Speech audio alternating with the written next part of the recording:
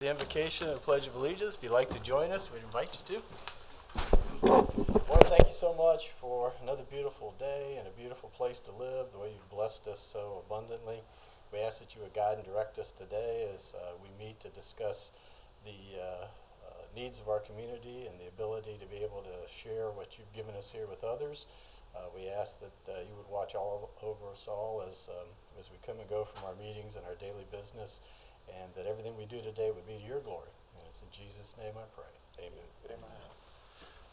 I pledge allegiance to the flag of the United States of America and to the republic for which it stands, one nation, under God, indivisible, with liberty and justice for all. Thank you, everyone. All right, can we have a roll call, please? Yes. So, present we have Chair Ron Kitchen, Vice Chair Mike Ingalls, Councilmember Cindy Guy, Dr. Paresh Desai, Michael Shoemaker, Jean McGee, Ashton Schrock, and absent are Michael Mankey and Jackie Hepburn. Okay, So we have a quorum. Very good, thank you. No additions, deletions to the agenda? No. Okay, so we'd be looking for a motion to adopt the agenda. So moved. Second. Okay, we have a motion and a second. Is there any other discussion? All in favor say aye. Aye. Any opposed say nay. Passes unanimously. Next is the approval of the July 14th minutes. Are there any additions, corrections? It's no big deal, but I pointed this out before. It says by Commissioner Ronald J. Kitchen. It's not Ronald J. That must have been it. Because right below it says Ronald E. So yeah. That's so. a template. We'll fix Yep, that. yep. And that's the reason I said it, is like, wait, I'm sure I said that before. So. Yeah. But, Mike, anything? Okay. on No, the minutes? I'm good. Okay, you're usually the one that peruses the minutes. I was absent, so I don't know. Okay, all right. Okay, so I'll be looking for a motion to approve the minutes. So moved. Second. Have a motion there, a second here. Any other discussion? All in favor say aye. Aye. Any opposed say nay. That passes unanimously. Open to the public. Anyone here wish to address the board at this time? Anything at all? Good morning. Please come forward and state your name. Dr. Desai, I'll give you 3 minutes. Thank you. Good morning, everyone. My name is John Labriola. It's my first time at one of these meetings. I've been to the county commission meetings, but I recently became aware of a program where the Tourist Development Council has approved hotels. Is this okay? Okay. The Tourist Development Council has approved back in 2013 spending hotel tax dollars to basically market Citrus County as a gay-friendly community. And what I wanted to find out is if that's still happening or if it's contemplated for this coming budget year, and if each of the members of the Tourist Development Council feel that that's a good use of taxpayer dollars. Now, I mean, I read an article that was published in the Citrus County Chronicle that was forwarded to me from a few years ago, quoting, I believe, the director at the time, that we shouldn't leave any money on the table. But that's kind of like, I see that as the fallacy of single entry bookkeeping, because anytime you specifically try to target that community to come into your community, whether it's tourists or something else, that's going to create a demand for other things. It's going to create a demand for gay bars, for bathhouses. It's going to create a demand that then instantly becomes an attraction for them to not just become as tourists, but to live here. And it really undermines the morals of the community. Okay, it's going to essentially undermine the moral fiber of the community. It's going to increase AIDS rates. These are all the things on the other side of the ledger that people never look at. Increase the AIDS rates, the hospitalizations for AIDS, and all that comes with it. You want to turn Citrus County into a San Francisco, be prepared for all the other ramifications, not just the AIDS rates, not just the gay bars and all this, the moral degradation, but eventually you want to become a San Francisco. Okay, how about all the other leftist politics that comes with that? I mean, maybe you want the open borders policies, you want the drugs on this, drug addicts on the streets getting free free injections of whatever drugs. I mean, so there's a lot that comes with it. So please don't look at just one side of the ledger, because there's a lot of costs associated with turning this county into kind of San Francisco. And you might say, well, start small. I mean, we're just spending a little bit. Everything starts small. I'm sure San Francisco started small at one point before it got to be where the way it is. So what I would like to know is there any funding in this coming year's budget for using hotel taxes for that purpose? And I want to hear what each of the members feels about that. Thank you. Thank you. Does anyone else wish to address the public at this time? Anyone else? Okay, we'll close public input. I'll take the board members off the hook. I'll answer that one time today, as I answered it 6 years ago. So here's the deal. This board makes recommendations to the Board of County Commissioners. This board is given a marketing program. That's what we vote on. That's what we recommend to the Board of County Commissioners. Part of that program is funding whatever that media plan, plan is, and then it's voted on by the county commissioners. So regardless of what people say, do, or think, that passed 5-0 unanimously.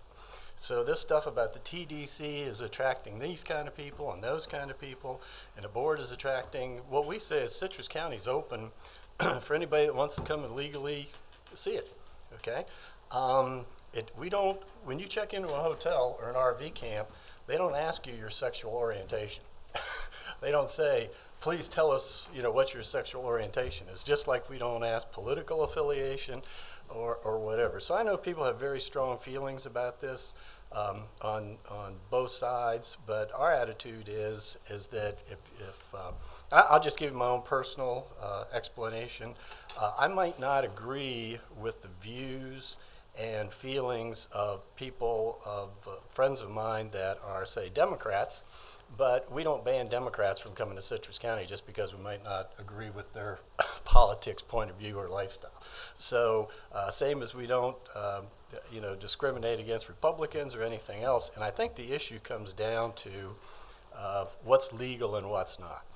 We don't invite bank robbers to Citrus County. We don't invite, that type of thing. So if you're going to equate a lifestyle with the degeneration of the community's morals or whatever, that's up to the community to speak to that. So in the past, I don't see us changing. Of course, the board here is very, they speak their mind whatever they want, but I don't think we've changed much from that perspective. So I know we've had this discussion in the past. I said the same thing 6 years ago.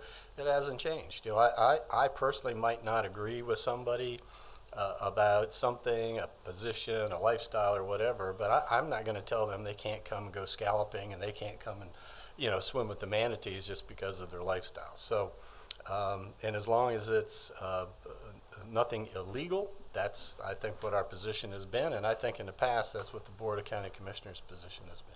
So that's my summation. I thought this was going to be off to a nice, easy, friendly start this morning. Board members, anything else to add to that? Change, delete?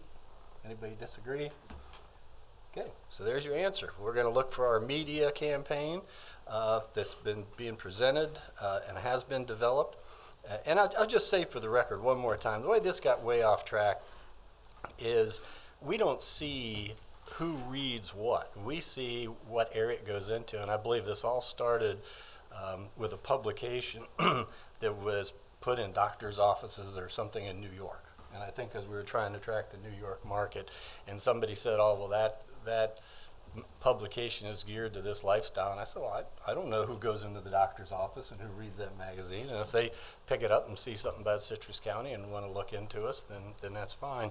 But, I just think we have bigger fish to fry, and we've been down this road before. I don't see us changing that position. So that's what I have to say.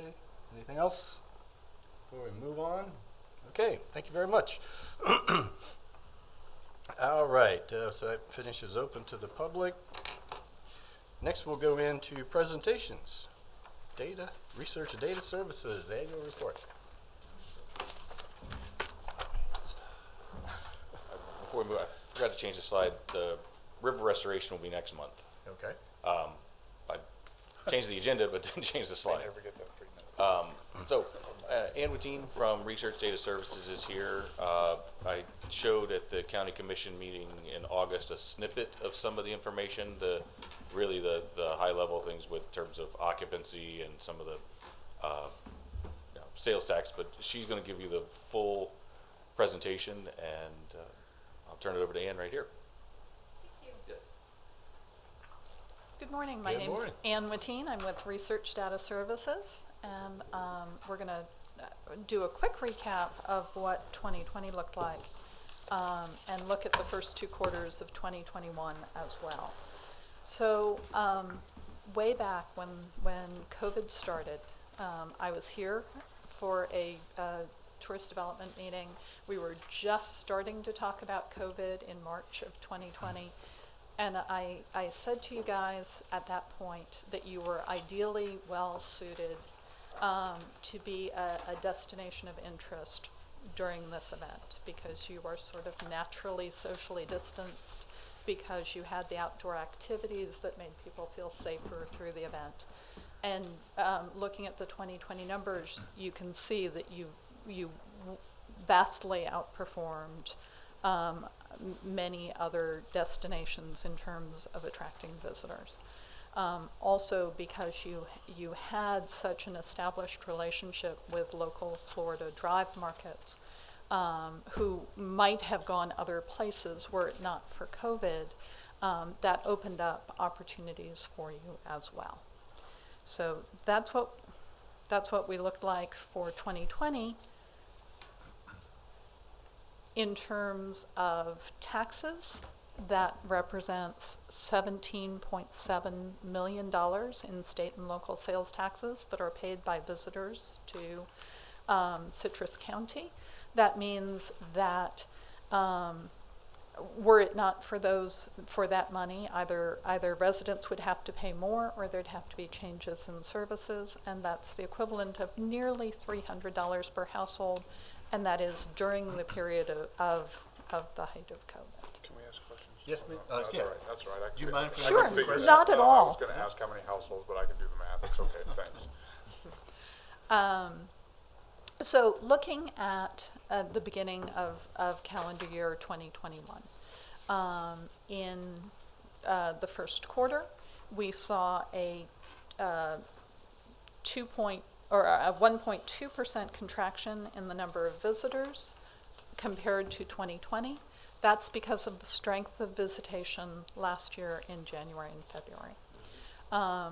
We're seeing a nearly 40% increase in visitors for April through June, being closed for April, for part of March and all of April, and only going into our first phase of reopening in the beginning of May. That's not surprising, but it is also a 24% increase over April through June of 2019. Now, the April through, and we'll see that repeated in July through September because that scalloping season wasn't good. The reason that we've posted this benchmark against 2019 is there was nothing normal about 2020. You all know that. There's nothing normal about 2021 either. And so we're benchmarking back to 2019 so that you have some sort of normal visitation base against which to measure against. What we're seeing currently is this huge bubble of pent-up demand, and it's not over yet. And I'll show you some responses from our travel sentiment study here in a little bit to see what people are saying, even as we see case numbers rising. And case numbers will impact it. But what we're hearing from the lodging properties that we talk to every single month is that July was as strong as you're seeing with April through June, that we have properties telling us that it was their best August on record, and that Labor Day weekend was very good. So even with case numbers rising, the lodging properties have continued to show positive. So, now I do have a question. So, you may not be able to answer this, but if you want to hazard a guess, I would enjoy hearing it. So 2018, 2019, we've been on a constant, pretty steep growth curve. Visitors are coming, Pandemic comes, the nation takes a drop. We take less of a drop because people discover our destination because of circumstances. Yes. We're an outdoor recreation focus. So now it comes back, and let's look at 2021, 2022, 2023. Is it possible that the pandemic actually did us a favor? That if you drew a trend line from 2018 to say 2025, that because of the pandemic and people discovered us because of those circumstances, that our trend line would be increased had we not had the pandemic and we just had a normal trend line? I mean, I know that's a tough question, but it's in my mind, so I thought I'd ask the data person. Or the other side of that, if you're gonna answer that, the other side would be, once cruise ships and things like that open back up, will there be a great sucking sound as people leave the great outdoors? That's another great question. So, you know, that's two sides to the same question. And that's part of what I was saying about things not being normal. Right. People did not have all the options that they normally would have had and have gone other places. The people that we've talked to in market have enjoyed their experience. They have been satisfied. So you have built goodwill among people who discovered you through this pandemic. So I think that there is some validity to what you're saying, that you had an opportunity to be exposed to markets that you might not have otherwise. But what we're hearing from people is that they are now expecting their expectations of what a vacation will be are kind of over the top. So in the very beginning of the pandemic, we found that people who visited understood that things were different and they were just appreciative of being outside of their houses. Now they're expecting that this is going to make up for all the memories that they missed being able to make before. And so we're hearing from properties that guests are much more demanding. I see That's an interesting point. Oh, that- it's insane. that they have these expectations. I see a lot of agreement with this statement. So they have expectations that may be kind of over the top because they feel entitled to something that they missed out on. So I think that there will be some of that huge sucking sound that you heard as people get to go back and do things that they've not been able to do for all of this period of time. So I think it's going to be both of those things. So you'll see in just a minute or two, you'll see where people are coming from and how much Florida has sustained us. Partly that's because those Floridians couldn't go other places or didn't feel safe going other places. As soon as they do, a number of them will. And that's why I want to say that these numbers are phenomenal. And this is a shot in the arm that the industry, pun entirely intended, the industry needed. But it's not going to keep looking like this. We will normalize out to a more normal pattern. And if next year's April through June numbers are down, that's not going to be through any failure of the Convention and Visitors Bureau or the TDC and their marketing efforts. It's because this level of demand that we're seeing currently is unprecedented. Well, we'll blame John anyway, but. Yeah. So, I know Michael has a question, but let me just say, so basically, something that we should keep in mind is 20 and 21 are going to be anomalies. So Yes. we need to go look at the Yes. trend prior to 19, kind of pull those anomalies out and then watch to see what happens. And then based on watch to see what happens forward. that. Okay. Yeah, and that was gonna be my request, to you and John. To me, comparing year over year doesn't do that much. I wanna see the trend in general. So I'd rather see a 5-year listing and maybe just do the math on the percentage from last year. But we can eyeball the numbers and see which way we're going and figure that out ourselves. So I'd rather see a longer trend in general, even without, the weird 2021. To your point, Gene, I've seen a lot of visitors doing manatee tours from Florida that we never saw before. Right. But they found us last summer scalloping, and they're like, oh, you can swim with manatees? They never realized you could. Right. The other thing that's happening, it's tapping into new markets is, I had people come in and they booked a reservation, and I look at the area code, they said, oh, where are you from? Ohio, and they were booking a trip for scalloping. We never had anybody more than, a 90-minute radius booked for scalloping in the past. Really? So our manatee tours have bled over to scalloping, and scalloping bled over to manatee tours. So we have reached some markets because it was outdoors, it was a safe activity, and, we had fun. So we have reached some new people, and the trip will be keeping them for next year and the year after. And Florida was open. That was a huge attractor to people from the Northeast and the Midwest, and places that were and you, again, you'll see in just a second, we're seeing people from Texas and places we'd never really seen people from before, because we're open, because they can come, because they don't have to wear a mask.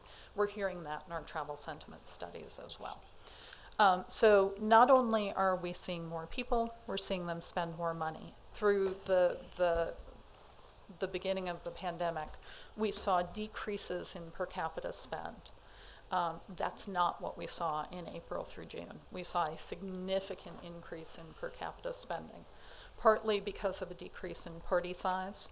So on a per person basis, that trip is costing a little bit more, partly because from 20 to 21, we're seeing some shift away from that Florida visitor to people from Ohio and further out who are staying a little longer and spending a little more money. So in terms of total economic impact, we have a record nearly $100 million of economic impact for the second quarter of 2021. That's So, for one quarter. One quarter. One quarter. One quarter. One thing I would point out, and I think we need to be careful that we don't lose our international people, because our international people are bigger spenders, okay, that come here. And if we're out of that market for 2 or 3 years, we need to be careful that they don't forget about us. I was going to wait to where they came from to ask that question, but you said it's going to normalize, but it's not normal until we get the European visitors back. They were like 30% for us at one point. So Randy makes a great point. We need those folks. So this means that every overnight commercial lodging visitor to Citrus County over the past 12 months, so this is third quarter of 2020 through second quarter of 2021. So over the last 12 months is spending nearly, or has nearly $600 of economic impact. That's awesome. So in terms of occupancy, and again, we're giving you a little bit more of a trend so that you can see the dip in 2020 and the increase in 2021. And we're, again, benchmarking to 2019 so that you can see where you are at in terms of a real benchmark. So we're seeing real growth in occupancy, not just over 2020, but over 2019, all through April, May, June, all through that second quarter, but even in March. And this is vaccinations. I mean, that's what you're seeing here is as people felt it was safe to travel, that's what has created this incredible bubble. Again, just to go back on this, the occupancies do not include RV parks or Airbnbs, or do they? Are you Our getting? occupancy does include. So you're yes, collecting that data then? absolutely. Good. Where do you get that data from? We are doing occupancy surveys with rental management companies. We have some individual owners who respond to our occupancy, so that's included along with hotels and motels. I run the biggest park in the county, and I've never been included in any of that research. Which park? Nature's Resort. I know that we've contacted you, but I'll Yeah, we please do. I mean, we I'll will be glad to again. help. Okay, absolutely. Let me answer for you. We're full all the time. No, we're not. Business is good. Right.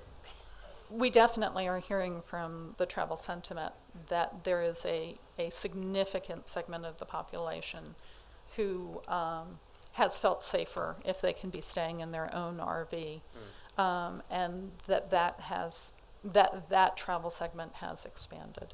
So,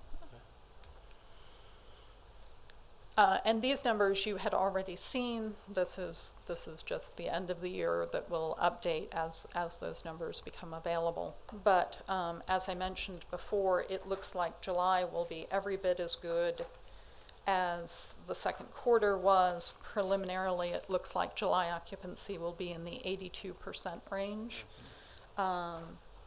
So for ADR, properties have managed to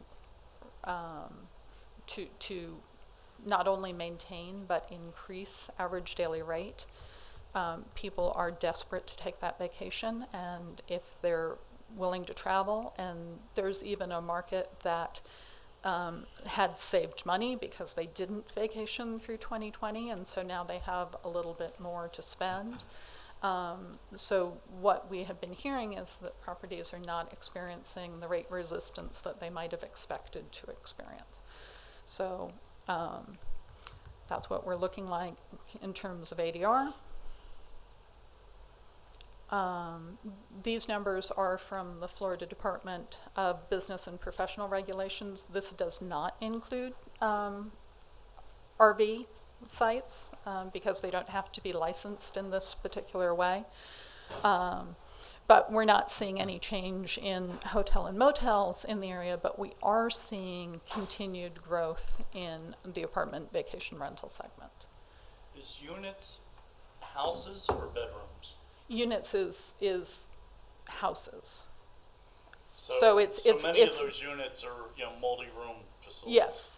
Yes, and sometimes housing multiple parties that are using that as a way to get together.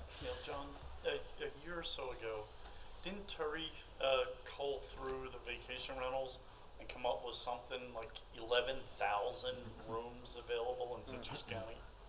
I thought it was like 10 times the number of hotel rooms. Units. Yeah, we were being pitched several different platforms to buy into, and there was one of them said there were 1,100 rental units, and yeah, if you add it into the rooms, maybe it does get to a number that's kind of staggering.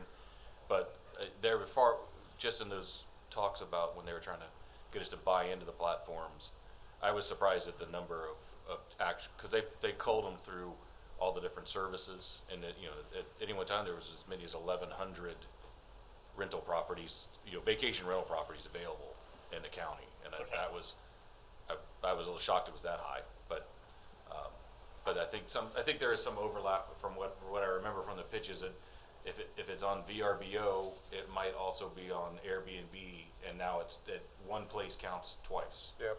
Okay.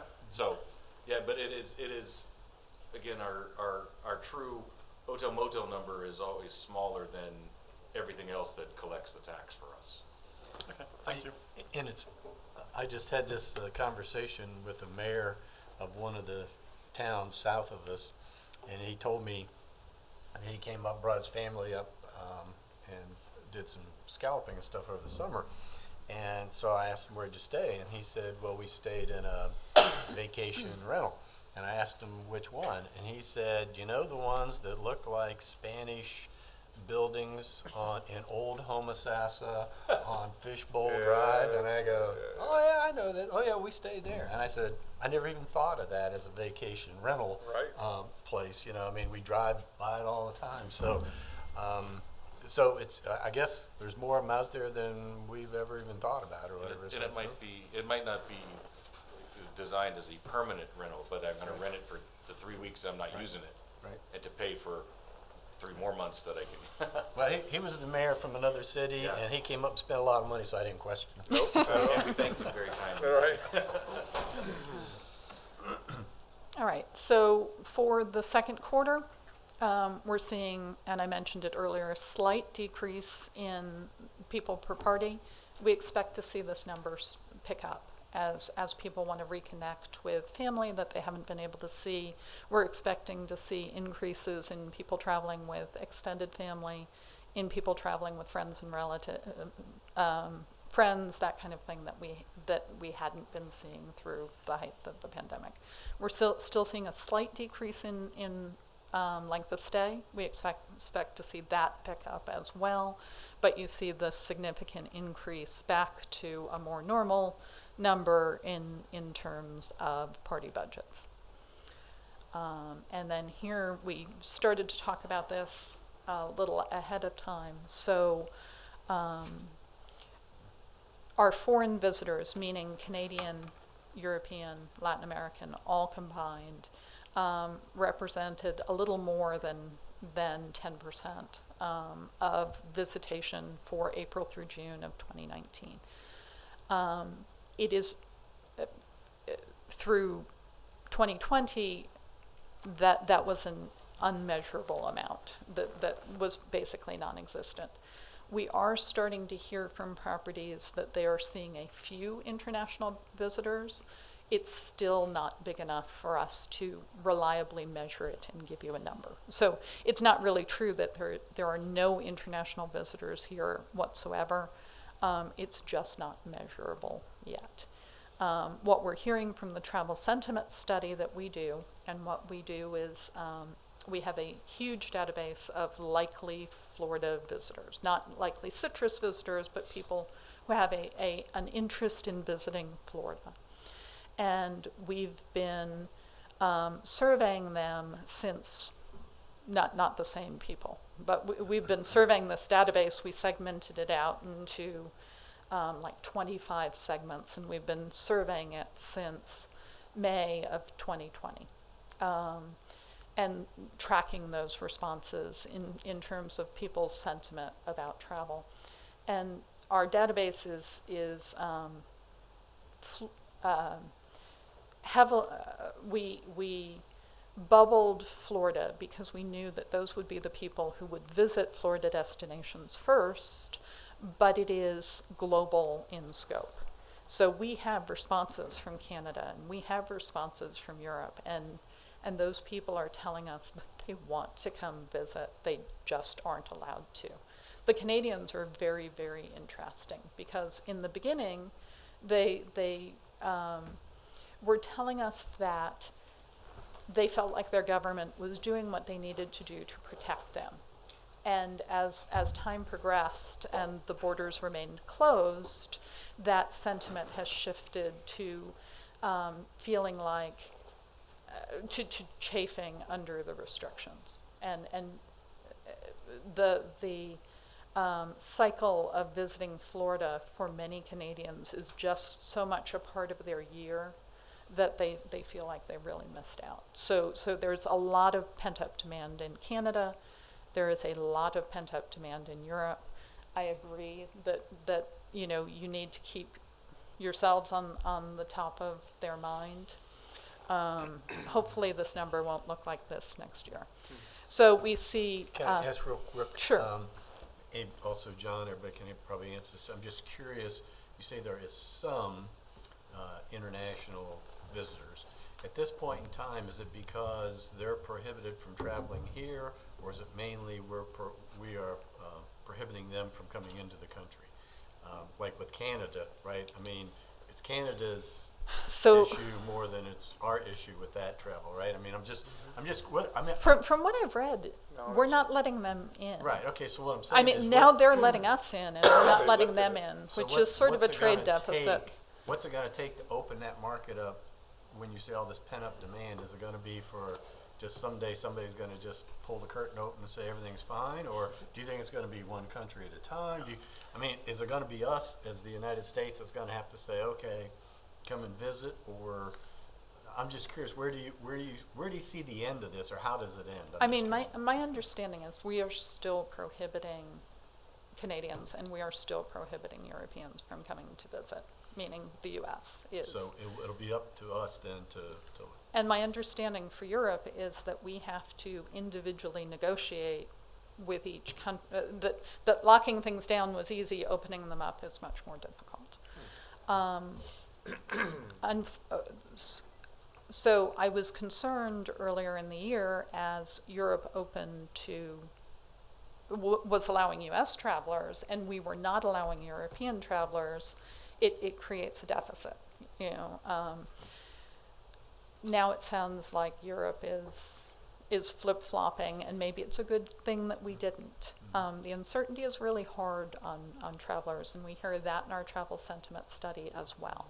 People are very discouraged about making plans and having to cancel those plans. Canada's now open. Like 2 weeks ago, Canada opened up. Yeah. Like we can go to Canada. Yeah, now. we They can can't go come there, here. but they can't come here yet. Now, from what I've heard, there had been plans to allow fully vaccinated Canadians to travel in the short term, finally. But with case number increases, we'll have to see whether that comes to fruition now or if we are going to have to wait longer. So you see the increase in Floridians that I talked about. So this is a 24% increase even over last year, showing the local people taking advantage of everything that the destination has to offer, but a 67% increase over 2019. That's part of what I mean when I say this year isn't normal, and those visitors, at least a portion of them, will go back to their more normal visitation patterns when they feel safe to do so. But we're also seeing, not back to normal levels, but we are seeing increases in Northeast and Midwest travel as well, which is very encouraging. All right, so I've mentioned our sentiment study a couple of times. When I look at the actual comments, for all of the people who responded over the month of August, only 5 people said things about the number of cases in Florida, which surprises me. I mean, I think that that's surprising because it seems like we were getting a lot of news coverage. But I think that other people are having their own problems now, and it's not as big of an issue as it was. We are seeing a definite downtick in, one of the questions we ask is, what is one word that would describe your feelings about travel currently? And then we categorize those one words as either positive or negative. And so positive words are things like optimistic and excited, and in August, you can see a significant downturn in that number. We had been as high, we'd been over half of the responses being positive back in June. Not travel here, just travel. Just period. travel. Right. Whether or not they feel comfortable in traveling. When we first started asking this question, it was just a giant no in the middle of the word cloud. So it looks very different than that. It does not look as positive as it did back in June.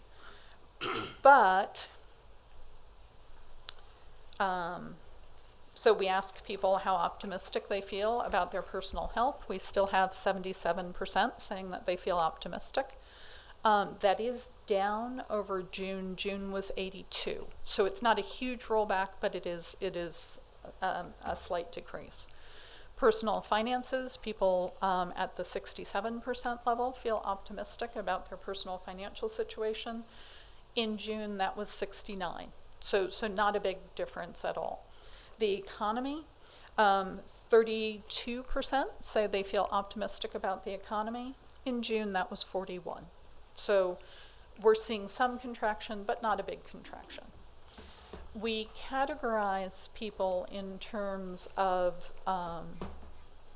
their perceived willingness to travel, based on a number of questions through the survey. And so we call them green light travelers. They're people who are likely to travel over the next 3 months and feel pretty comfortable doing so. In August, that number was at 48%. Back in June, it was 50.9. So people might not be saying quite as positive things, but we are not seeing a huge pullback. And that goes back to what I was saying we were hearing earlier from occupancy properties, where we thought things were going to taper off as case numbers rose. Occupancy, it sounds like August was still good, and that the beginning of September was still strong. And it's because people still want to travel. We are seeing a bit of a pickup in terms of what we would call red light travelers. They're the people who probably are not going to travel for 6 months or so down the road. So a quarter of the people responding to the survey fall into that category. Back in June, that was 17%. So not a huge increase. And 36% of the people in August tell us that they currently have a trip booked. They currently plan to travel. In June, that was 40. So again, we're seeing a little bit of contraction, but nowhere near the contraction we might have expected to see given the case number rises that we've seen recently. So we revised the survey again in June, May, the end of May. The end of May, we revised the survey, and one of the questions we added is, how close do you think we are in terms of being back to normal? In June, this number had been 55%. We're now down to not quite 40%, saying that that's how far back to normal people think we are. We've asked since the very beginning how safe people feel doing tourism-related things. These are just a couple of them so that it's not overwhelming. So as of August, 55% say they feel safe dining in a restaurant. That's down from 62. Again, not a big contraction. We've got 59% who say they would feel safe shopping, meaning shopping for things other than just groceries, but shopping. That had been 67, so a little more contraction there. Visiting indoor attractions is 40%. It had been 49 in June. And taking a domestic flight is 42%. It had been 49 in June as well. So even flying, people are, over 2/3 of people are telling us that they would be comfortable flying. This is something that we'd talked about a lot. People were thinking that when they got where they were going, that things would be shut down, that they wouldn't be able to have the experience that they expected and wanted to have. And so we've been monitoring whether or not people perceive that when they get to the place that they want to visit, that things will be open. And that number has risen. When we started tracking it, it was in the low 20s. We're now at 46% who think that things are mostly open, which is very comparable to June. And even with our numbers rising, we only have 30% of the people that we're talking to who say that they would be unlikely to visit a Florida vacation destination. In June, that was 22. So a slight increase, but again, not a huge increase based on the rise in numbers that we'd seen. And so we've asked people how the pandemic has changed them. We added this when we revised the survey in March. This is a new question that we hadn't asked before. And you see some increases in people's wariness of crowds, in people's level of anxiety, which are very related to those increase in cases and being more concerned about how careful people around them are being. And then in terms of concerns as it relates to COVID, we are seeing increases in people's concern about their health and safety, and a rise. We'd seen a drop-off in people's uncertainty about travel restrictions. We're seeing that rising again as people are really not sure what's going to happen. So that's a actually not very quick, I guess, summary, but I wanted to share some of that information to give you some idea of what is coming and how people's opinions are changing. Great. As usual, excuse me, another fabulous presentation. Thank you. We do appreciate you being here. I do miss Walter still. Me too. Oh, yeah. Yes. So, but anyway, with that said, I have a couple of questions, and of course, I'm sure the board has for you. Kind of an editorial comment, but I'll be interested in your feedback. All these surveys of all these people are related to the information that they receive. I'm always curious where they get that information from. The reason I say that is that there is a huge all-time low trust of the media, but it seems like most of the people base their opinions on the media, okay? I also believe that a lot of this is like the economy. It's a self-fulfilling prophecy. If the media tells everybody the economy's bad, then people quit spending money. Then the economy becomes bad, okay? Same thing with this, more people are testing positive, but they don't tell us if more people are dying, which is not the case. So when you watch some media, all they focus on is the number of cases, and you watch other media, and they'll tell you how many people have died. So it is what it is. I mean, it's a disease. It's very bad. Probably most people we know have had it, all right, or whatever. But just keep in mind, and the media ridicules me about this, but 480,000 people last year died from cigarette smoking. We don't talk about that. We don't ban cigarettes. We don't say, are you comfortable being around somebody that smokes? But everything is focused on this one thing. And I think, I'm just curious. You're saying people like in Canada have saying they've had enough. And I think my own personal opinion is we're reaching that in a lot of areas. People have said, you asked us to do this, we did it. You asked us to do this, we did it. Now it's never enough. Now it's got to be this and this and this. My thought is, and I'll just be curious again, nothing we're going to hold you to, but I don't think this is ever going to go away. I mean, there was a day when people talked about zero COVID. We don't have zero flu. We don't have zero cold. I don't think we're ever going to reach a day where we have zero COVID. So just from what you hear, do you have any thoughts on at a point in time when people will say, okay, we've listened to this for 3 years, it seems to be this, we're going to go do this, and I guess when it just gets to a point where people say, I'm just going to get on with my life and I'm not going to live in the basement for the next 5 years of my life or whatever. Anything you hear out there, any thoughts on that? I think that we're hearing that anyway. There was a person in the August sentiment study who said, the time is now. I may not have a chance later if things lock back down again. In the field, we've heard people saying that, I had to cancel 3 trips. I was taking this one, no matter what. So I think for some people that's already here. And I think everybody has their own process or their own level of tolerance for perceived risk. I also think it is highly dependent. People's perception is highly dependent on wherever they're from. I think that was very true of people's sense of whether things are open. That if you're someplace where things are not particularly open, it's very hard to imagine that you could come to Florida and eat in a restaurant and, go to a bar or to, that's hard to conceive if that's not the reality of where you are. I think that has made information gathering for people really hard. My one little final really sentiment I would leave with you is my son, just got back from a business trip to California.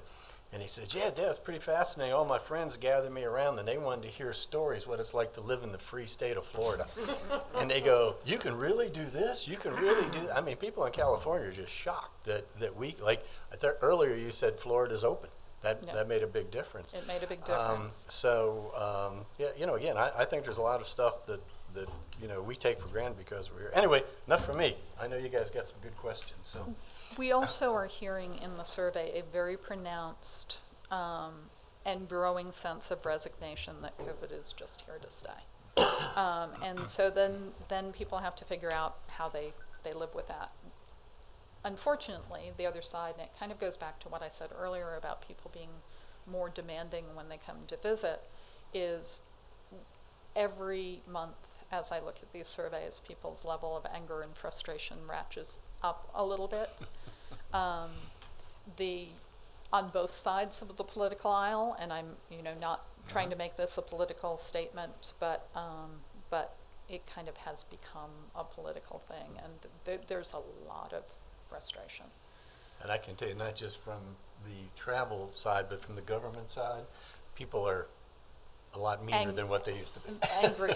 They're very They're angry. angry. Yep. So, used to be emails started off with, "How are you today? I wonder if you could help me with this." Now they start off with, "What kind of idiot are you?" Yeah, you know. So that's the typical.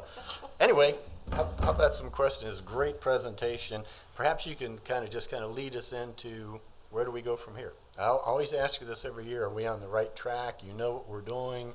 You know our marketing plan. You know, based on where we've been, what we're doing, and where you think we're going with what Gene was asking about. What do you see? Are we spending our money in the right places? Are we missing an opportunity? I think that you guys are on the right track. I think that this fall is going to be a little bumpy, as last fall was a little bumpy, and I think that you need to expect that. That you need to be very aware that this summer isn't necessarily reflective of that we're going to have a steady upward trajectory. And everything kind of depends on case numbers. Because as I said earlier, or as I was saying to John earlier, this bubble of pent-up demand isn't over. It's not spent yet. There are still people who are just starting to feel comfortable to travel and are going to be looking for places to travel, but we've got to make sure that they feel comfortable to do so. So I think you really need to keep in mind that we may have some more of this before things stable out into a new normal. This isn't it. Yeah. You pick up on that. As of when I closed the shop Sunday, I had 0 tours booked for Monday through Friday. Saturday's completely booked. I don't have any availability. But last year, our September had the advantage, if you will, of virtual schools, and what locally it was a third or so of kids, and late school starts, so it extended the summer season into late August, September. This year we don't have that. Everybody's back in school, and we don't have the international visitors. So I'm expecting this fall to be leaner than last year, just because of the school situation. And people had the advantage last year. Said, "Oh yeah, well we're doing virtual school, so they only need to log in for an hour and a half. So we'll stay in a hotel. They can log in, and then we'll do a tour, or we'll do something outside." This year, that option's not available for many people. So I think our shoulder season weekdays are going to be lean, and I don't know what the hotels, we're looking at, coming up, but that's the way it is on my end, which, tracks, to your comments, Ann. I do think we're going to start to see a narrowing of reservation windows again, with increased uncertainty, increased anxiety. Thank you for your presentation. Love to hear data and try to make decisions based on data coming back. It's really good. I want to echo Mike and say, in addition to your presentation, like I've looked at tons of political polling in my lifetime, the poll number doesn't matter. It's the trend of that poll that matters. So if you could, in your next presentation, I would love to see trend lines. I mean, just something, a visual graphic of here's where we're in 2017, 18, 19, and then extend it on. That would help me visually very much. I think between Randy's comment and your numbers, it highlights our need to stay on marketing to the European market. You can make more yards and more touchdowns on an empty field than anywhere else, and I would think no one else is out there doing it. I would love to see us continue whatever is reasonable to market to the European community, because they will open back up and they will come, and we may have an opportunity now to gain ground when nobody else is really over there advocating. So I would encourage us to look at how we intelligently do that. And then, as I've said for how many years I've been on this board, I don't know, I'm going to say it one more time. The homeschool market is a market that we should advocate to. These kids are home, they're free, they could come here for a week and have a biology, a visit to the Marine Science Station, scalloping, whatever. they have the flexibility that all kids had when they were in virtual school. And so that's a market that I don't know how we market to. I would offer that Dan Webster is the father of homeschools, and he would be happy to do an ad for us in some way. But that's a market for us that I don't know we've ever specifically marketed. And I've said that every year, I feel like, for 7, 8 years I've been on this board. So anyway, those are my thoughts. Thank you. Mike, got anything? I mean, just what you just said there, the homeschooling deal. With all the COVID and everything going on, people are very cautious and scared. And I'm seeing a ton of homeschooled people in my park, Right. more and more all the time. And like I said, they don't have to go to school and be exposed to 60 other kids in the classroom. And they're seeing a big uptick in that. I think asking for a trend line right now is going to be kind of difficult because we don't know where we're going. Right. Nobody does. Nobody knows what this COVID thing is going to do. What it's going to, like I said, who died by cigarette smoking? You know, you can find that trend, but this COVID thing is a total abnormality we've never had before. And like I said, it may never go away. So looking for a trend in 2 years from now is going to be like predicting the future, because we don't know what the future holds right now. I mean, yeah, you can't come in from Canada, but you can sure as hell come in from Mexico. I'm not looking for future. I just subtract past what we know so far. So I'm not looking Serious. for a I mean, projection. It's the truth. But I'm even starting to see some more international travelers coming in. I mean, guys I've talked to that can barely speak English. And they're coming in, and they're not coming here to rent a pontoon boat or anything. They're coming here to go out on a kayak and experience what they've seen in some of advertising or kayaking through real Florida. Not worried about Mickey Mouse or none of that crap.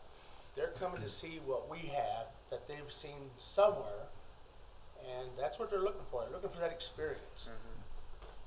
And I start to see more and more of them every week.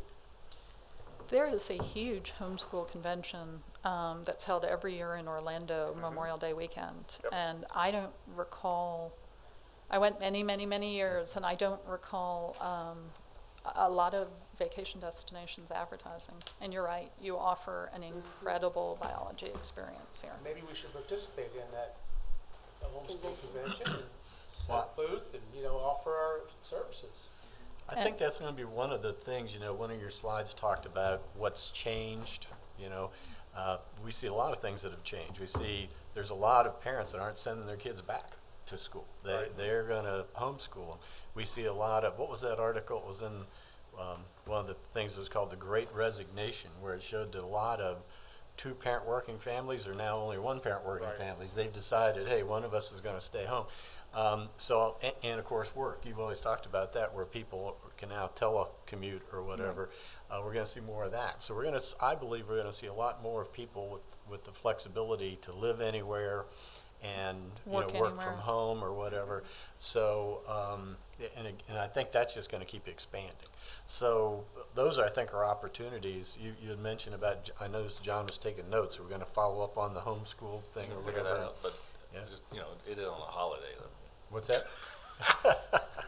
Maybe homeschool doesn't have holidays. I don't know. No, Yeah, I don't know why they do it Memorial Day That's weekend, not- but they do. That doesn't impact me following up and finding out about it. No, I think it's just a matter of letting people, we talk about advertising to let people know what we have, and there's many different markets out there. So, and we keep coming back to the shoulder season, midweek. Those are when we need folks here or whatever. So, we need to look at who most likely are going to be able to attract to that. Right.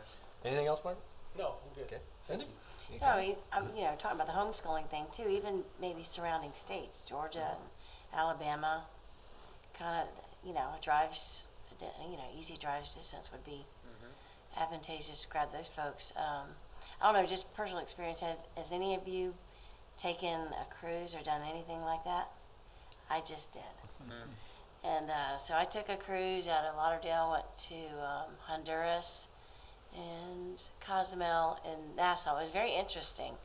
The cruise was at 33% capacity. Wow. The people weren't fighting over chairs on the deck. It was an amazing trip. The dining rooms, there'd be like about 10 tables full in the dining rooms. I mean, I'm sure I'll never see it like that again, but interesting talking to the staff and this pent-up anger too. I saw people being so demanding on the pool deck. I want my drink, I want it now, and just being nasty to the staff. It was kind of awful to see, but yeah, the staff, they have to get tested every 3 days, like the bad one. The staff have to wear tracking bands on them at all times. So if they're exposed to a guest on the boat, they can track where they've been and they get quarantined. Wow. It's very, very interesting to hear how the cruise lines are dealing with this now. I always thought the ship will be as clean as it's ever gonna be too, right? Oh, absolutely. I mean, it was, yeah. And, you know, the old buffet lines, that's not the case No more anymore. buffets. Which, you know, that was always a thing for me anyway. I thought that was kind of gross. Picking up a spoon and everybody, so they serve you. And it was just a very different experience, but probably one of the best cruises I'll probably ever go on again. But Wow. anyway, that was just interesting. Gene, anything for you? Nope. Any more? Good. Dr. Assad, any questions, comments? No, COVID I think will be an endemic, so it's not going to go away. Different variants are going to come and everybody is expert. Media is expert, the physicians are expert, nurses are expert. So people are confused. Yes. And I think it will come back because people have short memory. Within 2 or 3 years everything is going to be as normal, I think. I agree. And not everybody analyzes like you know, media and all that, but most of the people listen what they and make up their mind. The only thing I'd add is he left out social media experts on the pandemic. Yeah. Ashton? Comments, questions, thoughts? Agree, disagree? All right. Thank you Okay, very well, much. thank you so much. We look forward to your visits greatly and appreciate all the work you put into it. All right, John, ready to move on with your report?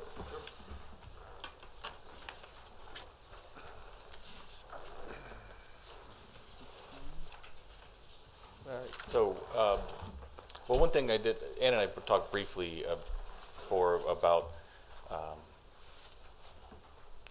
how do we get more information, and so looking at it, I was really pleased to see like all the sentiment information. I was just trying to, inside the box that we contract with them, what can we move around so that we generate as much information as we can. So we'll be having some discussions and seeing if there's some things, in terms of, one thing I thought of was, the things where we did, like the purpose of travel. We used to have that chart where we came to vacation or scallop or swim with manatees. If there's ways to do more of the sentiment thing, which might prove more helpful than why they physically are here. Looking at those things, just trying to make sure that we have all the data possible. So, and I'll have some talks, and we'll come back, and if we need to ask for help, we will. But I just letting you know that's something I'm always trying to make sure that we have the latest. And as you know, we're working on with Madden with the Voyage platform, which pulls in the vacation rental numbers, and it scrapes the data from a number of different places and makes it into something digestible. So there's another platform so always just trying to make sure that we're moving forward and not just treading water on those things. So, so let's see which first here. Oh, I guess I could drive. So, more than the numbers are still good here. I mean, we were, as you can see, the ADR is $20 better, over 20, and the best thing on this one is very little red, and certainly no red in our line, compared to months of red all over. So, and as Ann was talking about, in terms of people's feelings about travel, it's very different than like what's happening with the storm, where something's mowed down and it's back up and we're open. Trying to sway somebody that's scared, that doesn't. It's going to take some time. No matter how eloquent we are with our marketing efforts, if somebody doesn't want to do it because of that reason, it's going to take a little time. So I do agree that there'll be a kind of just a flow of as people relax, and they'll come back out, and To the point about the international things, as you remember, we retooled a couple of the contracts with our German and UK PR firms to give us a little bit more because, we weren't over there. We're tentatively scheduled to go to London if they let us in.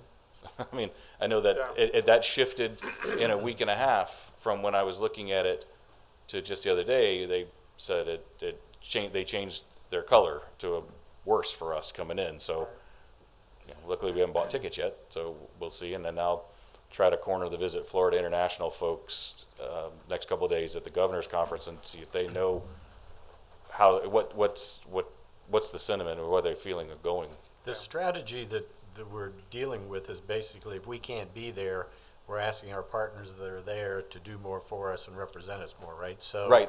So are you holding status quo on that? Are you going to be expanding on that? What's your? Well, we already expanded some. I mean, we retooled for the remainder of this fiscal year. Then we upgraded Gosh PR going into next fiscal year. And we had done Lieb, who is the German group, the year before. So, at this point, I think we've made adjustments that that fit the budget currently, and we can make adjustments as we go. As you'll see when we get to some of the numbers, we will have some funds to do extra stuff in the short term. So to go along with what we've been saying, though, our strategy to this point basically is to hire ambassadors for us that are there. If we can't go there, they can't come here. Whatever to keep absolutely, us yeah, we'll paperwork that out. Yeah. No, I mean, get it. yeah, we'll figure that because we do have them on board, both of them, and that's what Lieb had done for us in the past at the ITB in Berlin, and we noticed is on the weekends it was the consumers whose English wasn't as good and our German was non-existent. So we saw that's where we saw a lot of the PR reps that were in country working the booths on the weekend. And so if we continue that, and this year looking at at London, it's already a little bit of a shorter show, so they've already made some adjustments. So we're still hopeful that opens and we get to speak to the people face to face. Terry's been doing a great job on every virtual platform that we can, Right. but it's not quite the same as that. It's really seeing what folks are thinking. It's easy to be distracted on a television call. So there's that one. Here we are. The July numbers again, as like in Ann's presentation, things are very positive because they were bad. So I mean that's a simple in a nutshell. Things were slow and then they're much better this year, and it really helped. I think that the scallop reports were all very positive. I mean everything I saw, that all the folks that I follow on the channels, all bagfuls of stuff every time, and it was looked like it was very successful. I'm not exactly certain about the room availability there. Randy brought that up to me where it's down 0.2. I'm not sure if it's something's offline or what, but it's just in terms of the actual available rooms. But so for June, as you see, that's there's it was starting to come out a little bit last year, and another out of the park month, and then July, it wasn't available at the time when I put it into the system. So this is those numbers came out right at the end of August, and as you can see, the fiscal year, what we're at already, and there's 2 checks left, and that's the updated spreadsheet that's before you. Same reason, I didn't have all the numbers in time, so It's going to be a record year, right? it almost already is, and, Right. and there's 2 more rounds to go, and so as I mentioned at the county commission meeting, that there, and certainly what Ann was echoing is as we move forward, I don't want us to do the budget and then the cliff as we spend. I would like to see kind of a steady a steady increase so that we're not all of a sudden, oh, we have to cut a whole bunch of things. But I think the board is on board with, you know, the being conservative on those things and then attacking when we have new opportunities with the special projects. I just always like to be on record to be being smart with the money. So, but yeah, it's pretty impressive that we're already at this number, 34%, and this is even better than the last full year, which was the 18-19 fiscal year. And So- we're only 30,000 behind 17-18 Correct. with 2 checks to go. Correct. And from key months of visitors. So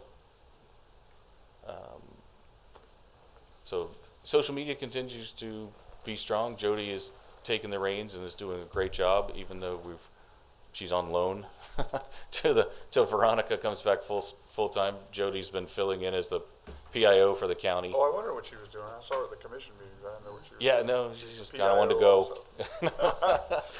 I'm open to letting people learn things, but no, she's on loan, and so it's great that she's available to do that, and as well manage our items. And as you see, our scallop stuff is still prominent during this time of year, and so I asked her to flip the chart because it always was difficult for me to follow. I'd rather go up. Right. Like, Right. it always felt like I was sliding, but I wanted to kind of like climb up the AP pole here as we chase down other items. But 21,000 followers is a pretty good number for us, and I think we're seeing that a steady growth and our imagery that Miles has curated, and has been.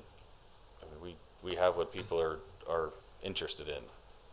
So then you can see that the insights for Instagram. We have that month period we had 700 new followers. We're finding that one is I guess it's a broader reach. I think there's Facebook is, my daughter just started college and I don't think she even has one. I mean, they communicate through, but they're all over Instagram. We're made for Instagram. All her friends, exactly right, with our assets, Instagram, yeah. and you can be it's a little different message, and be a little bit more fun, I think, with how we communicate and engage with the visitors. So, at this point, I'll give it Miles. As you see, we have a couple of fam tours, but we're hopeful that as things change, we get more. I had a comment here. Yeah. Just, and I understand to be conservative on the numbers and the spending and all that.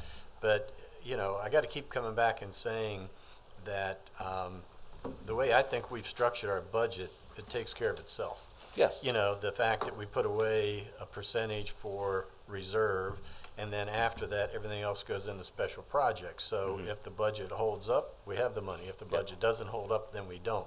So I just don't want to see us go back to the day where we go, well, we're going to cut back on this and cut back on this and cut back on this because we don't know that the money's going to come in. I would rather us continue on that path, and if we need to, we pick 18, 19 as we talked about today as our baseline year, and we base it on that, because let's remember a year ago we were hearing, oh, we're not going to have a true up, we're going to have a true down. Oh, the bottom's going to fall out of everything. Oh, we're going to have to go into reserves. And all we heard was gloom and doom and gloom and doom, and instead we had an absolute record-breaking year, and now we have another one on top of that.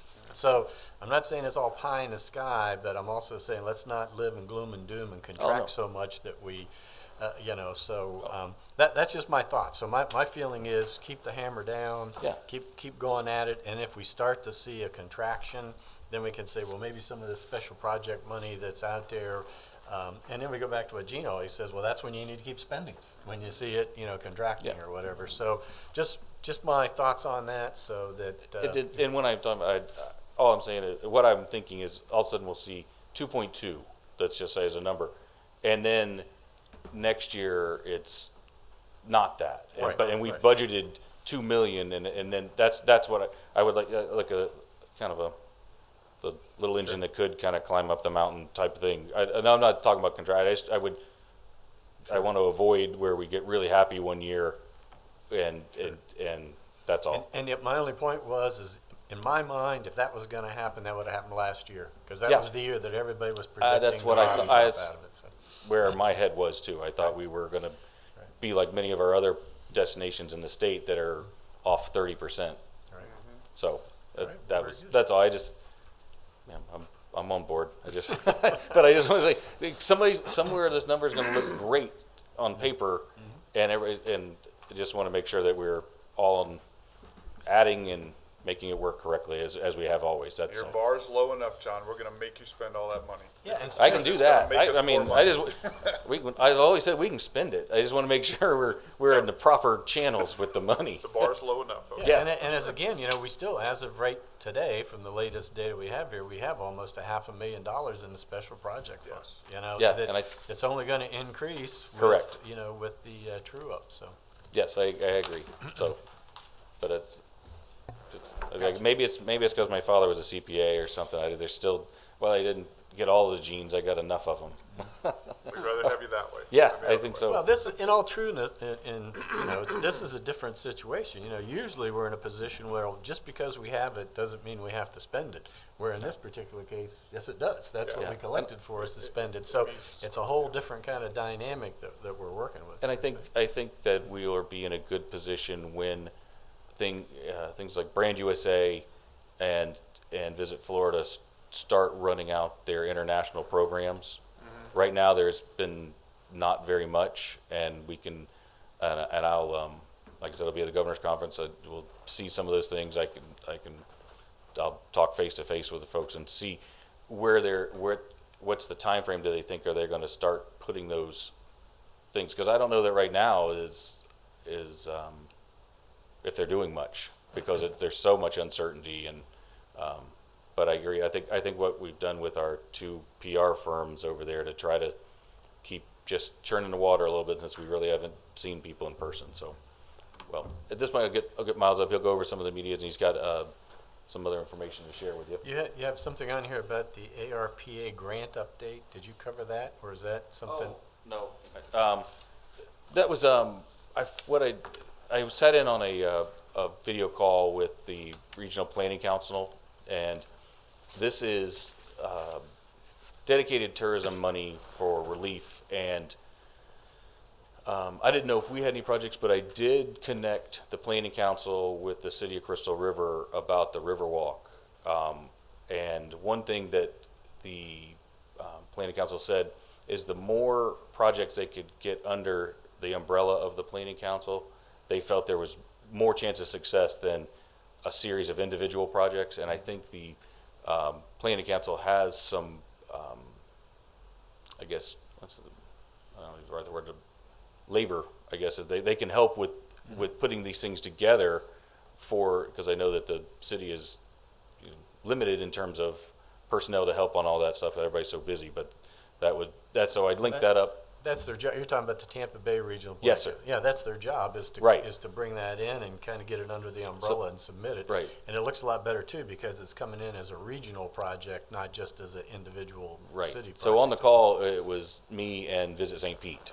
So I didn't recognize anybody else except for the folks from there. So that's why I immediately thought, and I discussed a little bit about the Riverwalk, and they thought, yeah, that sounds like a very interesting project. Sounds like something that would fit under this. So, like I said, I handed it over to the city manager, and like I said, made that match make so that they can work on it. See, it is one of those things where if you wait, there may not be any money. Yeah, they don't know that the deadline where it ends is in the spring, but it's one of the ones there's just a pot of money, and if it gets allocated, then and you wait. So, but hopefully I think that'll be a project, and I'd like to see that connection. So, What about the bike trail?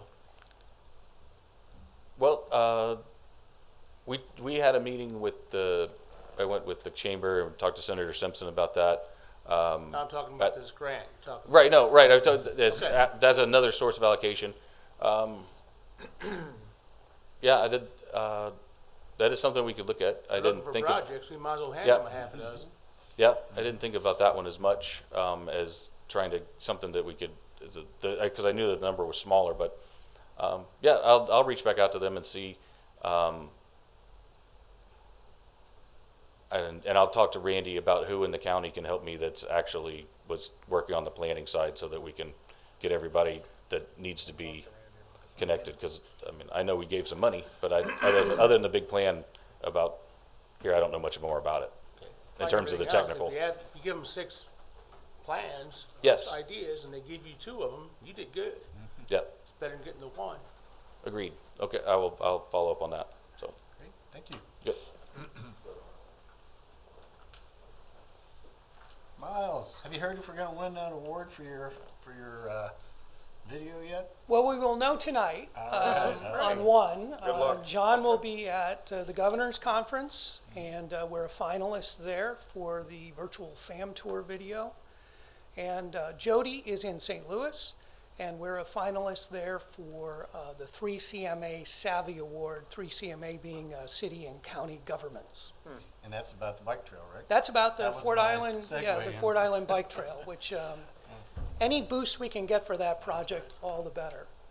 A couple of additions to the FAM tour and media report since we put this together a couple of weeks ago. We've had WFTS Action News out of Tampa Bay in market last week, and they're actually here today in Homosassa shooting for a show that they'll be doing on us on their morning program on Friday, and I believe that's 9 a.m. on Friday with them, so that's going to be great outreach to our local drive market. And then Hayworth PR has also come up with another tour for us coming in from Suzuki Marine. They're coming in with 9 different riders after the boat show down in Tampa St. Pete, and they'll be in the market for 2 or 3 days, working with local captains and eating, drinking, being merry, and such. Nice. An update on another project we've been working on, if we could go to the next slide. We were approached by the Afraid it Crystal is. River, that is Gene.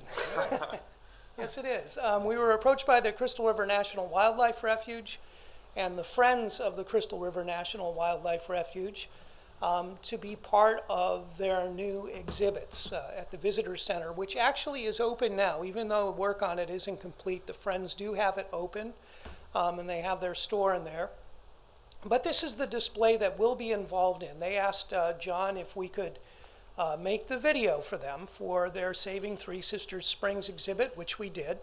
And the little dome you see over this exhibit that the designers gave us the layout for is actually a sound dome. So, so that the people in that space don't have to listen to this video day in and day out for the next year, going, you know, crazy. They put in this sound dome, which is actually, you don't really hear the video until you step under the dome, and then suddenly you can hear the video. Interesting. Gene is included in this video. Well, then I think we should remove the sound dome then. I think there should be a mute button. I think we should see it. A few people have seen it, but we have brought 2 options for you today. The open of the video, which is about 1 minute and 40, serves as a good trailer. But we also have the whole video, which is 9 minutes long. If you'd like to see that, we can do that, or we can do the shorter version, whichever is your preference. As long as we get it by email, we can look at it at home too. Sure, I can send you a link. We do have a Great. Why don't you show us, can you show us the short one now? And, Yeah, and could send you, us the long one? Do the trailer, there you go. there we go. When you come into Three Sisters Springs, you could be 100 miles away from anything. You hear the birds and you hear the manatees. You'll hear them coming up for air. You'll hear just kind of the water rippling. What Three Sisters Springs allows people to do then is really have a little window into what it's like in the day of a life of a manatee. I remember a time when incoming Speaker of the House, Will Weatherford, I brought him here. There was a fog coming off the spring, and there were 400 manatee clustered up inside there.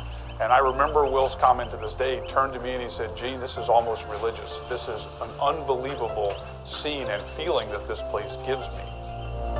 I think on a world stage, people come here from all over, from Europe and different countries. I can remember once being in an airport in London where I mentioned to somebody that I come from Crystal River, Florida. And they turned to me and said, that's where Three Sister Springs is.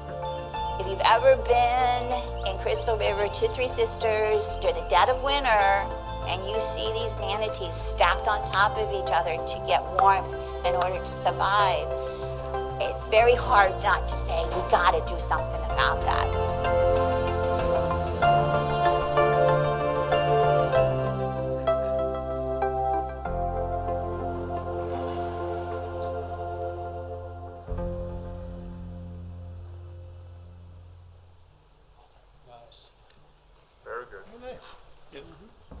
Yeah, I was gonna say, part of this, Miles ended up hunting down about 8-10 people for interview segments. So, Michael Luska was the refuge manager, Swift Mud, Andy Houston, Lace McLean was here, Gene obviously, Jerry Mulligan,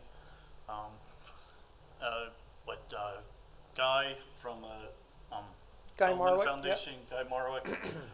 So some of the folks that helped, contribute, et cetera. So, it's a composite over, you probably have the count, what was it, about 8 different people you interviewed? Yeah, I think it was 8 people.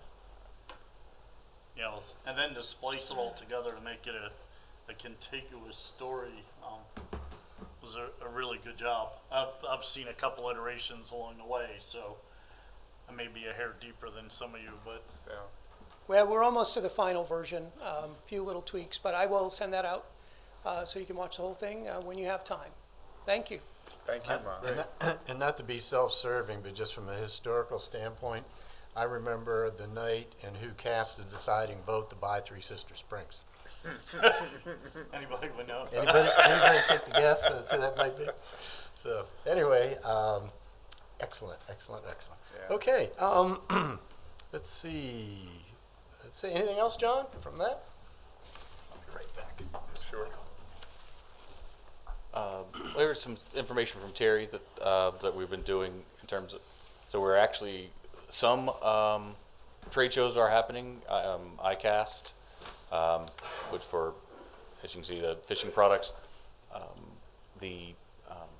Chris Kingery, who we sponsored, was there for a couple of days and was outstanding, Terry said, in terms of meeting and talking to folks and letting them know about the other side of the county's fishing.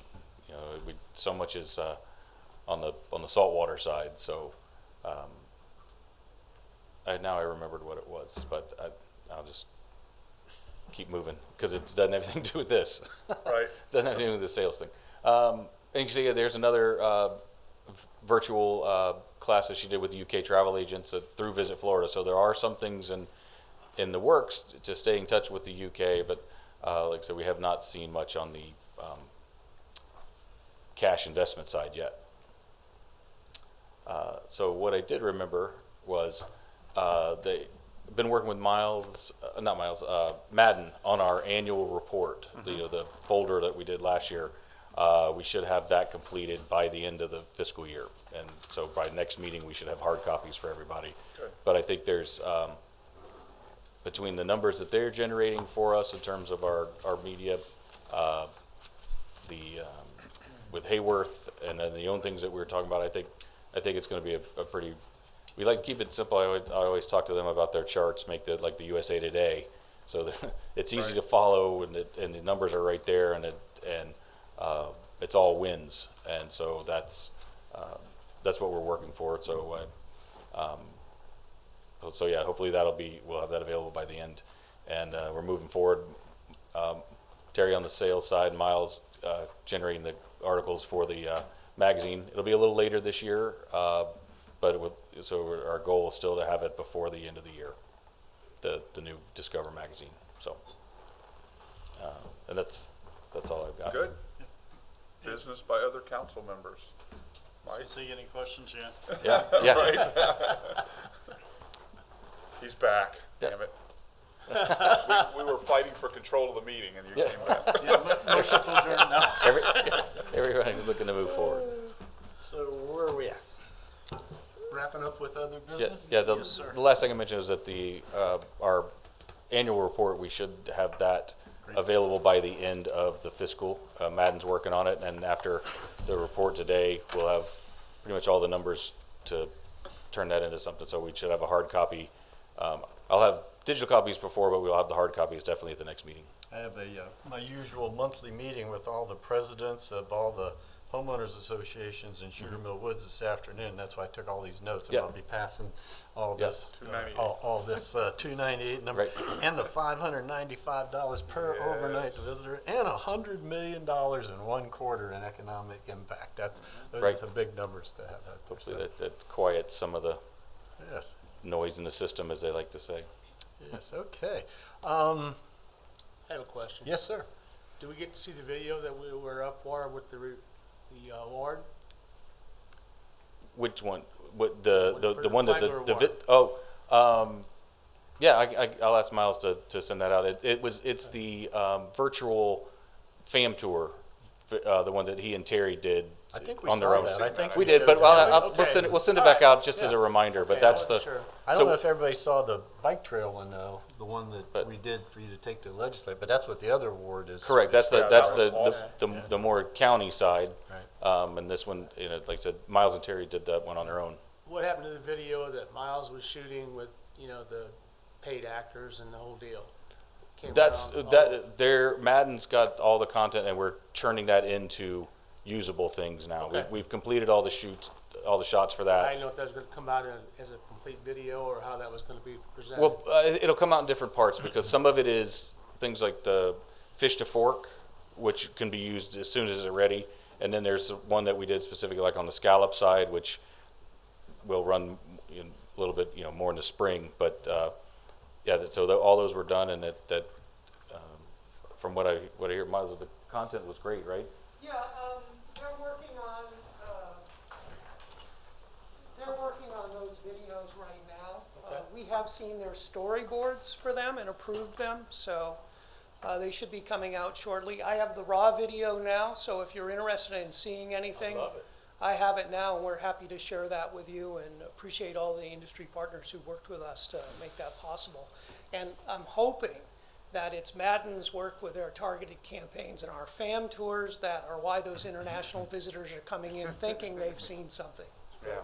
All right, thank Miles, you. can I ask real quick? You mentioned earlier, my wife told me this morning, she saw in the news this morning a tease about doing a story in Crystal River, and they were specifically focusing on waterfront social or That could be WFTS, the Okay. Action News Tampa Bay. Is that the one you were talking about, or Yeah. is that a different one? I think Okay. that is the one, Okay. and that'll be on the 10th in the morning. Okay. And usually they really like what they get here, and they end up rerunning those segments again later on the weekend, and then further months. Well, they were down the already road. advertising that they were going to be showing that this morning. Yeah, I think they shot at Waterfront Social on September 2nd. Okay. And then they came back yesterday, and they're here today as well, gathering all their stuff, and they'll put it together into a show by Friday. Awesome, thank you. Okay, anything else? Next week, I'll be gone all week because I'm going to the Hershey, Pennsylvania RV show. Usually about 70,000 people come through there in 5 days. And that'll give me a lot better feel as to what their sentiment is, are they ready to come to Florida? Or are they just hearing bad things, good things, whatever? That'll help a lot, just getting their sentiment. I also texted some friends of mine a while ago that own a park in Toronto, and he said they are still allowed to fly into the country, but they're not allowed to come across the border by vehicle. Interesting. And it was the same way last year. They could take a helicopter across the border and pay a rental company to take their RV across the border, and then they could get in their RV and drive anywhere they wanted to. Isn't that crazy? They had to fly a helicopter across the border, and then they drop them off where their RV is, and they could drive anywhere they wanted to go. Wow. And it's that way right now. Thinking of ADR, dealing with RVs, I think it was four years ago when I'd stay at St. Augustine out of Volano Beach, the rate was $55 a night. I just made some overnight, now it's $85 a night. So Hello. they've gone from 55 to Hello. 85 in 4 years. Yeah. Okay, Mike, anything else?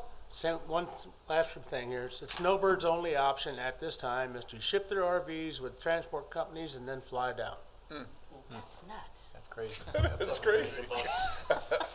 Somebody's lobbying from the transport company I was gonna business. say, No somebody's doubt. got a helicopter coming. Yeah, Wow. that's right. All Okay, right. that's it. Cindy? I think actually, Bay News 9, following up on that, I think they interviewed our city manager this past week too, talking about the downtown square and our upcoming ribbon cutting for the splash pad. It should be toward the end of October. So I think there's a lot of stuff going on this week with all the local news stations. That's good. That's about it. And you would say, if you can't come to Crystal River, going on a cruise is a good idea. I mean, right now, Cruise to Crystal River, right? You had to have your vaccine card, and I mean, it was you had to have a test 3 days prior to, which was a challenge.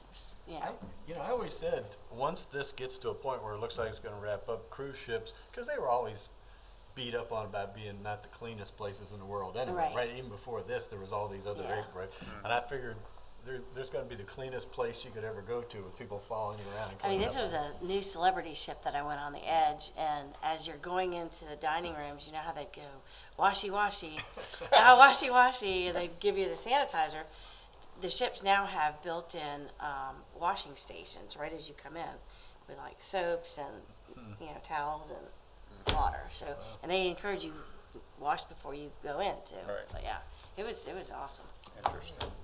Mr. McGee. Did we win the Main Street Program of the Month award, I read, for Yes, Crystal River? yeah. Crystal River, Main Street is up there. Yeah, That's yeah, it. That's all I have. First Friday, First everything's Friday, going great down there. Big thing, yeah. Well, the Tampa Bay Regional Planning Council every year for I forget how many years has what they call the Future of the Region Award, where they look at, in the entire Tampa Bay region, all 6 counties, what they think are projects that made huge impacts or whatever. And I have heard, because so many people I invited Save Crystal River down to make a presentation, and Dr. I can't even remember how to say her last. Yes, came and did a presentation, and everybody loved it. And my understanding is they're up for that award this year. Nice. So there's a good possibility that they could win that as well too. Dr. Desai, anything else? No. All right. Nope, I'm done. Excellent. Anything else? Okay, I want you to keep the talking down there, okay? 'Cause no, we appreciate it. So appreciate everybody being here. At this time, we will open to the public one more time. Is there anyone from the public that would like to address the board? Okay, we see no public input, so I believe we are wrapped up for the day, folks. Our next meeting will be here October 13th. And by my calendar, that I will have 3 meetings left, starting in October. Short timer. So, Short so timer. I'm just reminding you. So You won't have Ron to kick around that's anymore right, after that's that. right. So they'll say, "Where was Ron with all that controversy? Things are so nice and quiet now." Anyway, I want to again thank you all for being here. Appreciate your time away from your businesses, all the other things you do. The county appreciates it, and we'll see you next month. And we're adjourned. All right. Thank you, Ron.